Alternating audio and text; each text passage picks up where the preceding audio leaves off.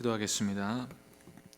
살아계신 하나님 아버지, 변함없으신 신실한 사랑으로 우리와 늘 함께하여 주시니 참으로 감사드립니다. 이 시간도 주의 사랑과 은혜를 의지하여 하나님 앞에 나왔습니다.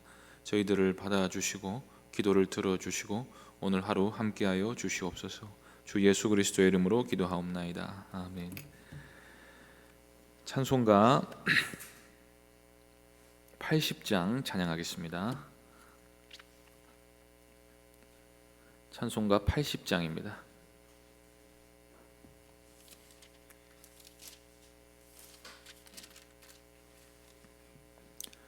찬송가 80장 함께 찬송하겠습니다.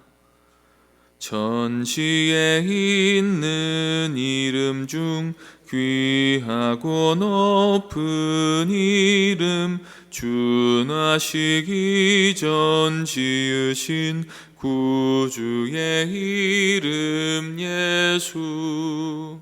주 앞에 내가 엎드려 그 이름 찬송함은 내 귀에 들린 말씀 중 귀하신 이름 예수. 주 십자가에 달릴 때 명패에 쓰인 대로 저 유대인의 왕이요 곧 우리 왕이시라. 주 앞에 내가 엎드려 그 이름 찬송함은 내 귀에 들린 말씀 중 귀하신 이름 예수. 지금도 살아계셔서 언제나 하시는 일, 나 같은 죄인 부르사 참 소망 주시도다. 주 앞에 내가 엎드려 그 이름 찬송함은 내 귀에 들린 말씀 중 귀하신 이름 예수.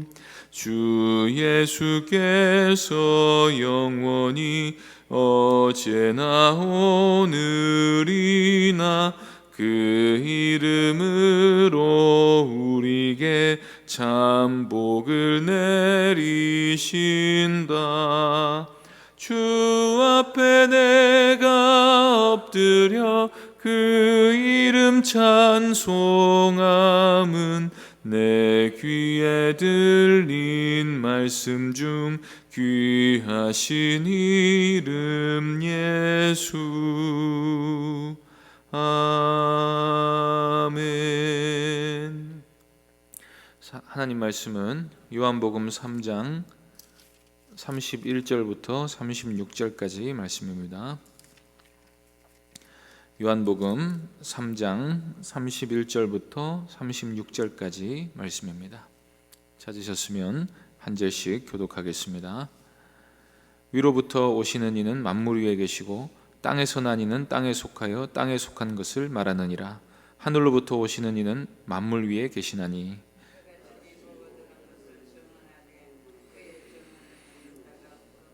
그의 증언을 받는 자는 하나님이 참되시다는 것을 인쳤느니라.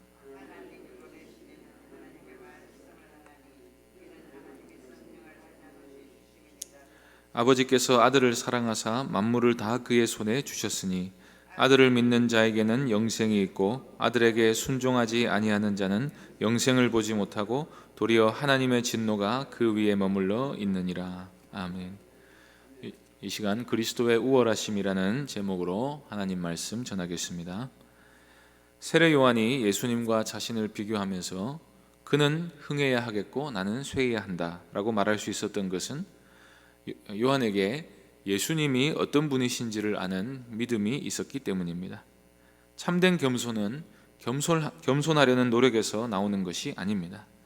우리는 태생적으로 교만한 존재이기 때문에 스스로 겸손하려고 애쓰면 애쓸수록 오히려 그 외적인 겸손 때문에 마음 깊은 곳에 교만을 쌓아두게 됩니다. 참된 겸손은 하나님을 만날 때, 즉 우리와는 비교할 수 없이 탁월한 분을 만나 그분 앞에 무릎을 꿇게 될 때 저절로 생기는 것입니다. 세례 요한은 예수 그리스도를 우리 같은 한 인간이나 선지자 중에 하나로 알지 않았습니다. 요한은 예수님과 자신을 비교하는 것 자체가 잘못된 일이라고 여겼습니다.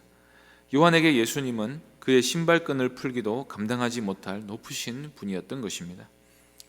요한의 제자가 모든 사람이 다 예수님에게로 가서 세례를 받는다 하는 사실을 요한에게 알려주었을 때, 요한은 오늘 본문 말씀을 통해 자신과 예수님을 비교하는 것 자체가 가당치 않은 일이라는 사실을 우리에게 분명히 알려주고 있습니다. 첫째로, 그리스도는 하늘에서 오신 분이십니다. 31절 보시겠습니다.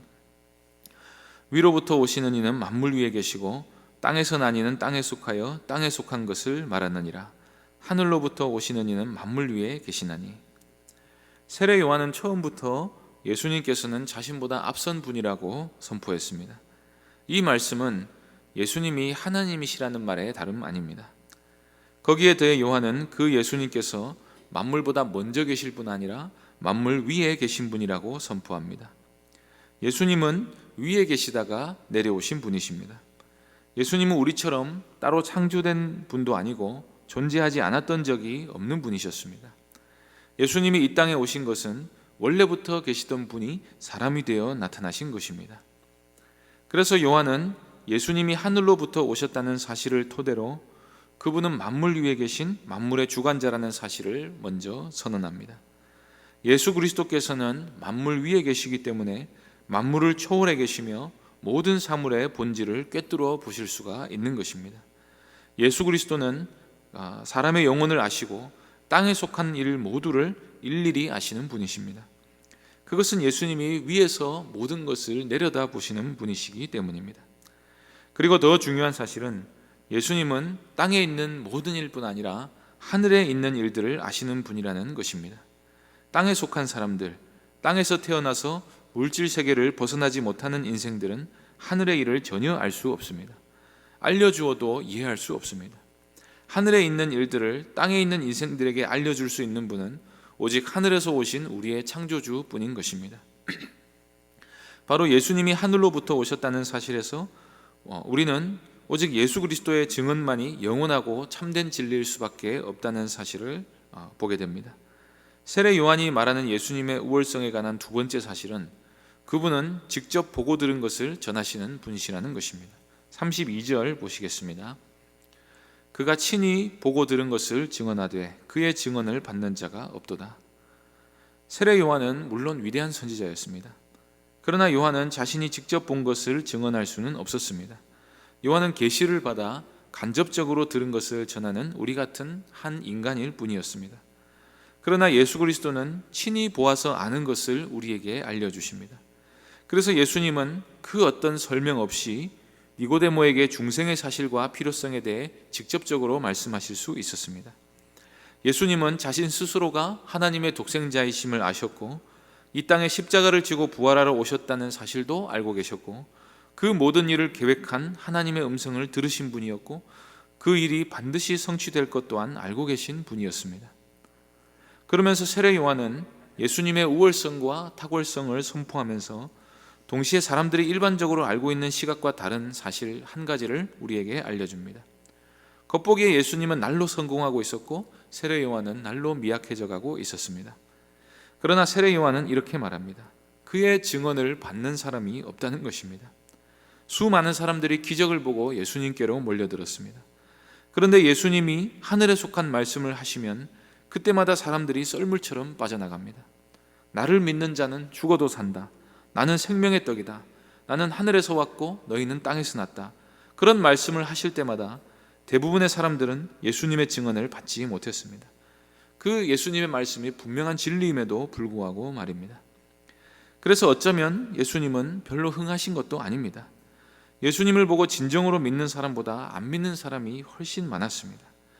대부분의 사람들은 굿이나 보고 떡이나 먹으려 하지 참된 진리에 관해 거의 관심이 없습니다. 그것은 사람들이 영적으로 죽어있기 때문입니다. 사람들의 관심사가 다 땅에서 잘 되고 물질적으로 부유해지는 데 있지 하나님과의 화목 같은 영적인 복에 대해서는 다 눈먼 자들이 되어 있습니다. 예수님이 우리에게 주시는 계시의 놀라운 탁월성에 비해서 그분을 참되게 영접하는 사람은 사실 별로 많지 않은 것입니다. 이 부분에 있어서도 요한은 우리에게 영적인 눈을 떠서 실체가 무엇인지를 보기를 바라고 있습니다. 중요한 것은 우리가 예수님이 진정으로 하나님의 아들이심을 믿었다면 그분의 말씀을 우리가 믿어야 한다는 것입니다. 그래서 요한은 33절에서 결국 사람이 예수 그리스도를 믿는다는 것은 예수님이 하나님의 말씀을 우리에게 전해주시는 분이심을 믿는 것이라고 말하고 있습니다. 33절을 보시겠습니다. 그의 증언을 받는 자는 하나님이 참되시다는 것을 인쳤느니라. 이 구절에서도 우리는 예수님의 말씀이 곧 하나님의 말씀이라는 사실을 보게 됩니다. 요한복음에서 예수님은 수도 없이 자신이 하는 일이 곧 아버지가 하시는 일이고 자신의 말씀이 곧 아버지의 말씀이라고 하셨습니다. 이것이 예수님의 우월성에 관한 세 번째 진리입니다. 예수님의 말씀을 받는 사람은 예수님이 아버지 하나님과 하나임을 인정하는 것입니다.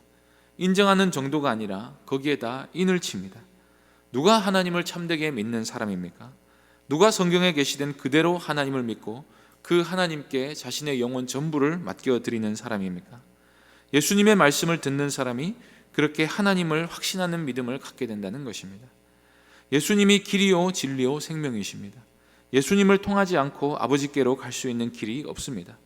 그것은 예수님만이 우리에게 살아계시고 참되신 하나님을 계시해 주는 분이시기 때문입니다.